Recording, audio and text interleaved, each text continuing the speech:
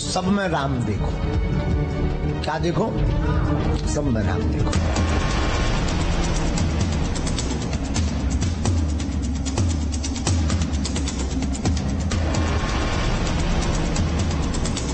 चेहरे पर तेज, वाणी में जोश। भूत बाधा कुछ भी नहीं है, न कोई तंत्र बाधा। इसे दिनारी खिलाई गई है, दिनारी स्त्री ने खिलाई है, दुश्मनी के किया गया।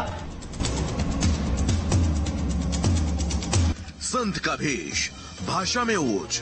निवेदन है सब हिंदू एक हो जाओ और पत्थर मारने वालों के घर पर बुलडोजर चलवाओ।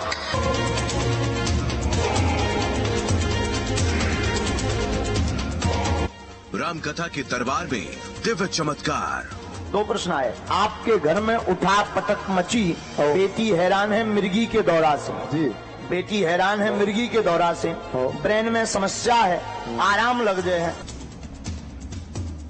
बड़े सियासी दिग्गज जहां नतमस्तक।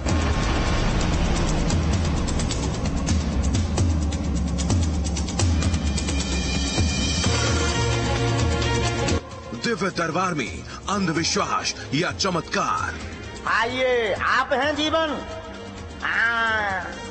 आइए आइए, बस बस बस, छूना नहीं है, मैं अछूत आदमी है। संत की वेशभूषा, रहने का अंदाज राजशाही, सिर पर बजरंग बली के आशीर्वाद का दावा। दूसरा, हमारा कोई दावा नहीं है कि हम आपकी समस्या मिटा देंगे, लेकिन हमें अपने इष्ट पर भरोसा है, हमारे इष्ट हनुमान जी मिटा देंगे। क्या ये गलत है? ये अंदाज है बाबा बागेश्वर धाम के महंत आचार्य धीरेन्द्र कृष्ण शास्त्री का। लेकिन बाबा आजकल अपने अंदाज को लेकर विवादों में हैं। विवाद की वजह बनी है एक चुनौती। वे बोले, लो बागेश्वर सरकार पंडाल छोड़कर भाग गए, जैसे उनके बाप की हमने मूला छुड़ा ले। पीड़ितों का पर्चा निकालकर दुखों से मुक्ति का दावा करने वाले बागेश्वर पीठाधीश्वर धीरेन्द्र शास्त्री चुनौती और चमत्कार के बीच में हैं। आपकी चुनौती हमें स्वीकार है। वेलकम टू यू नाथ रायपुर।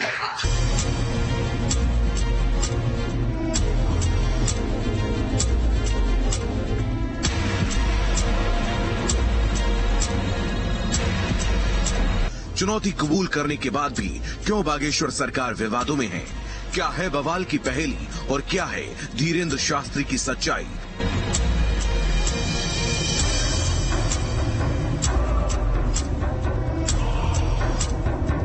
सवाल यही, आखिर जादू टोना और अंधविश्वास के खेल में कैसे फंस गए एक कथावाचक?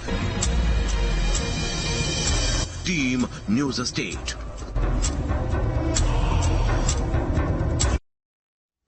कहा जाता है आस्था और अंधविश्वास के बीच एक मामूली सा फर्क होता है। गहन आस्था ही अंधविश्वास का मूल होता है। नमस्कार, न्यूज स्टेट स्पेशल में मैं हूं आपके साथ पूजा खंडूरी। आस्था और अंधविश्वास की ये लड़ाई इन दिनों सुर्खियों में आ गई है। सुर्खियों में एक ऐसे कथावाचक जो सोशल मीडिया पर सनसनी है। उनके समर्थक दावा करते हैं कि वो बिना बताए इंसान की मन की बात को समझ लेते हैं और इसी चमत्कार को चुनौती मिली है तो घमासान शुरू हो गया है। आखिर क्या है बागेश्वर सरकार को चुनौती और क्या है चमत्कार का किस्सा, आज आपको बताएंगे।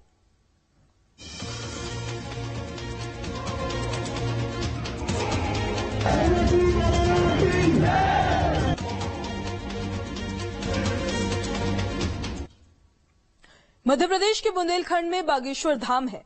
इस धाम के पीठाधीश्वर है धीरेन्द्र कृष्ण शास्त्री।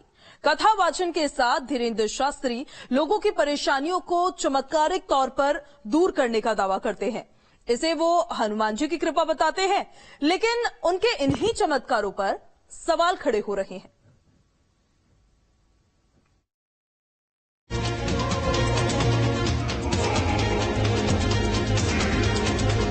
वहां झंडा गाड़ने तब उनको बाप मर गो, तब नहीं उन्हें हम ध्यान आए। मुझे काफी लोगों ने ये ध्यान में लाकर दिया कि सर जी केवल रामकथा तक ये बात सीमित नहीं है। 5 से 13 जनवरी तक रामकथा प्रवचन तो है ही, साथ में 2 दिन दिव्य दरबार लगने वाला है। रायपुर में लगेगा और पूरे भारत में लग रहा है और हमको किसी प्रमाण पत्र की आवश्यकता नहीं है, क्योंकि हम प्रमाण पत्र लेने के चक्कर में नहीं।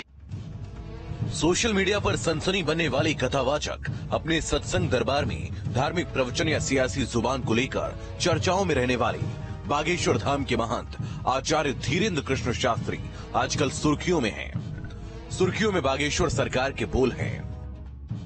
अब जब निकल आए तो हाथी चले बाजार, कुत्ता भौंके हजार, और वो कह रहे थे कि हम 21 लाख रुपया ऐसा कुछ बताया।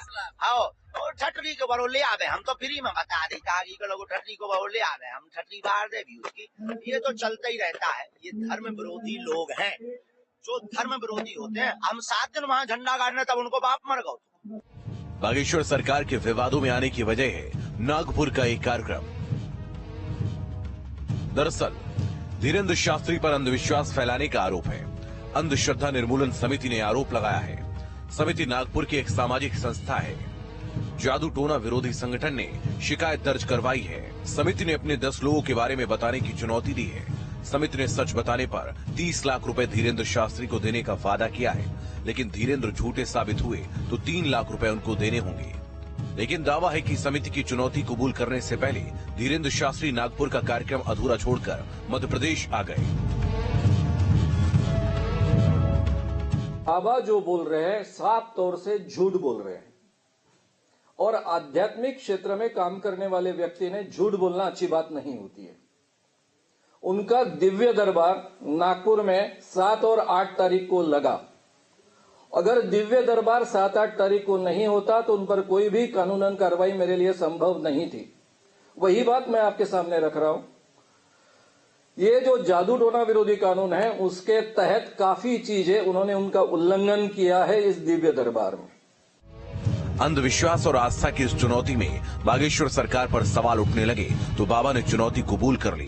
साथ ही अंधविश्वास निर्मूलन समिति के संस्थापक को रायपुर आने का न्योता दे डाला। आपकी चुनौती हमें स्वीकार है। Welcome to you Raipur. सोची समझी साजिशें हैं और बाइकआउट ही इसका बहुत सरल सर्वोत्तम उपाय है। उन्हें मुंह की खानी पड़ेगी।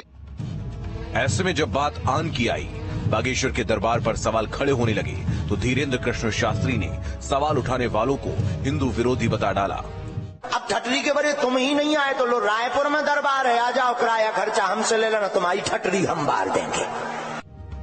धीरेन्द्र शास्त्री अपने बचाव में कई दावे कर रहे हैं। सनातन की आड़ में हनुमान जी की आस्था को सामने रखकर सवाल खड़ा करने वालों पर जुबानी वार कर रहे हैं। Team news state. Bageshwar Dham को लेकर विवाद का अंजाम क्या होगा, आस्था और अंधविश्वास का क्या रास्ता निकलेगा, ये तो खैर वक्त ही बताएगा। लेकिन एक तरफ विश्वास के वो दावे हैं जिन्हें झूठा ठहराने के प्रमाण नहीं है, तो दूसरी तरफ कानून की जुबान है और तर्क शक्ति है।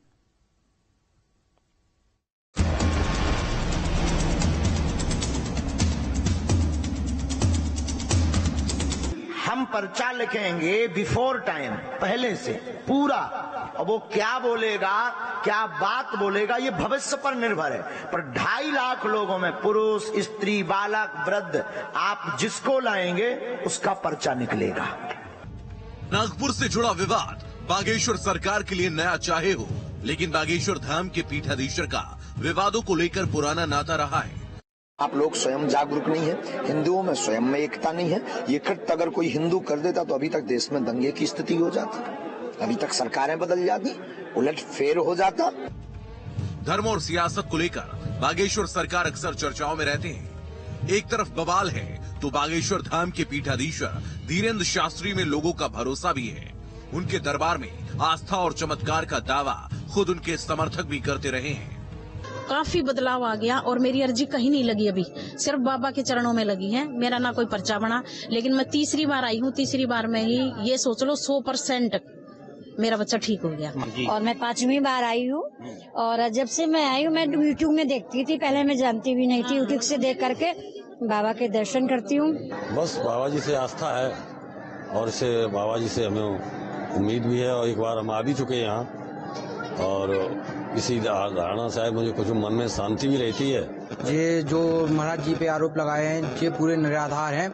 जब कोई सनातन धर्म को लेकर आगे बढ़ता है तो उस पे ये आरोप लगते ही हैं। धीरेन्द्र शास्त्री लोगों के मन की बात पढ़ने का दावा करते हैं। लोगों का विश्वास है कि अगर बागेश्वर धाम के दिव्य दरबार में एक बार अर्जी लग जाए तो किस्मत बदल जाती है। महंत धीरेन्द्र कृष्ण शास्त्री लोगों की समस्या बिना बताए ही पढ़ लेते हैं और फिर उनके मन की बात को बताते हुए कागज पर समस्या का समाधान बताते हुए लिखते हैं। बहुत पहले काशी आए थे तब प्रण ले लिया था। बोलो क्या विषय है? जी मैंने यूपीएससी का एग्जाम दिया था फर्स्ट अटेम्प्ट, अभी क्लियर नहीं हुआ है। जी एक प्रश्न और लिखा है, 2 आए हैं आपकी परीक्षा में। जी मेरी माँ की भी तबीयत खराब है। घर पर कृपा होगी, माँ स्वस्थ होगी। दरबार में जॉब की अर्जी लेकर आप आई हैं, मनोरथ पूर्ण होगा यूपीएससी में। घर में आज से ही सुख शांति बनी रहेगी। आशीर्वाद गुरुदेव महाराज की जय। ऐसे में सवाल है कि आखिर धीरेन्द्र शास्त्री बिना बताए कैसे लोगों के मन की बात जान लेते हैं? तो इसके पीछे एक्सपर्ट्स एक आर्ट मानते हैं जिसमें चेहरे के भावों को पढ़ लिया जाता है। हाव भाव और शारीरिक चेष्टाओं के अलावा सामने वाले व्यक्ति का व्यवहार कैसा है, इसके साथ ही उसके बात करने का तरीका क्या है, यह उसके चेहरे पर साफ नजर आता है।